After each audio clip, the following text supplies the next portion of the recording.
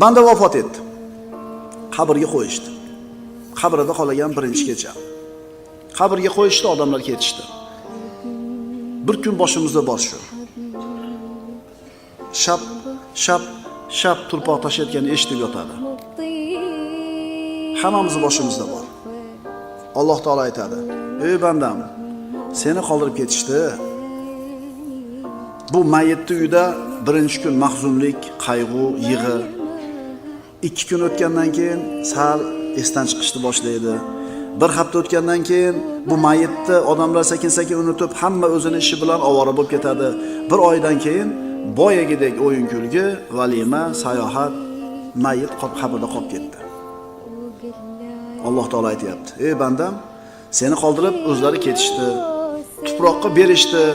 Agar sen bilan qolganda ham senga ularning foydasi tegmas edi. Endi sen uchun mendan boshqa hech kim yo'q.